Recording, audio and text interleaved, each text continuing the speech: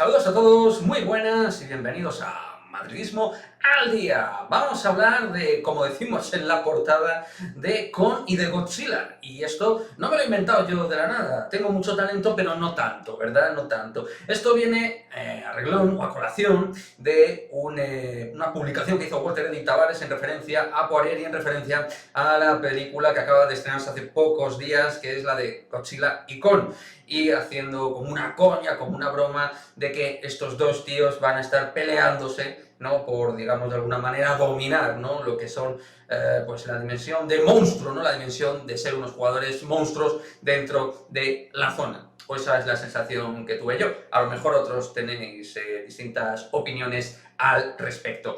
Pero me pareció, aparte de muy molón, por un Tavares que siempre está intentando hacer grupo y que seguro que va a hacer todo lo posible para que Poirier se adapte rápido al equipo, a los esquemas, a la química, etcétera. Me parece muy interesante la idea, ¿no? De alguna manera, de que sean un tanto simbióticos dentro de la cancha, dentro de la pista, dos jugadores que yo previamente, desde luego, no tengo la sensación de que pudieran cuajar mucho juntos, ¿no? Poirier en Baskonia, que es donde yo le he seguido, la NBA no lo he seguido, pero básicamente no lo he seguido porque es que tampoco ha jugado, ¿no? Prácticamente nada, pero en referencia a lo que hemos visto tanto en Francia como sobre todo en Baskonia, en el conjunto italiano por parte de Vincent Poirier, hemos visto que es un 5 puro, que le gusta ser la referencia dentro de la pintura y tener los espacios para jugar el pick and roll, poder penetrar, machacar, dejar la bandeja o distribuir en algún momento determinado, esto en menor medida. Sobre todo lo que os dije en su vídeo análisis, que es un finalizador, es un hombre para rebotear y finalizar, taponar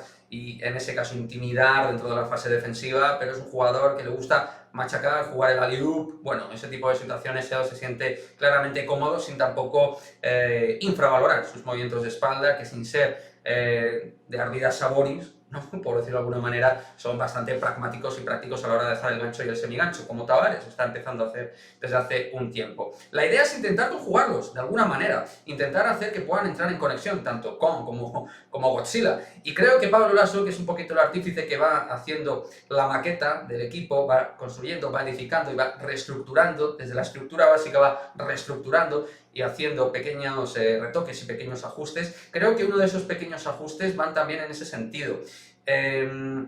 Más allá de que obviamente Poirier pues también viene para tener minutos como 5 sin Tavares, porque al final Tavares vemos que de hecho en varios partidos ahora está acumulando varias faltas, está llegando tarde a algunas situaciones y haciendo alguna falta de más. Ahí en vez de sacar a un 4 como Garuba, que tenga que hacer las funciones de 5, ¡pum!, pues pones a un 5 y ahí está la casa totalmente constituida. Pero lo que digo, e insisto, subrayo, la idea también de Lasso va a ser meterlos juntos, porque Poirier al final es un jugador que tiene un talento natural para sumar muchos minutos y aportar en distintos apartados estadísticos. No creo que venga como un 5 parche, obviamente no viene como un 5 de sustitución, no es un coche de sustitución, es un coche de alta gama, de lo que estamos hablando. Entonces, la idea es esa, intentar hacerlos compenetrar a dos tipos para dominar la zona. Y Poirier es verdad que breve, pero sí que se le ha visto en alguna ocasión tener la sensación de que a 4 y 5 metros puede ir jugando. E incluso creo que ha estado trabajando el tiro en Estados Unidos en los entrenos específicos. Esto no lo digo yo, esto a mí me lo han contado. No sé hasta qué punto es cierto, pero yo me lo creo y tengo la sensación de que en ese tiempo que ha estado sin jugar seguro que ha trabajado. Se le percibe un jugador que entrena y que trabaja y que quiere mejorar. Aún además es joven para mejorar ciertos aspectos, teniendo 27 años, y el tiro, si lo mejora, pues es algo más que añadir a su libreto ofensivo.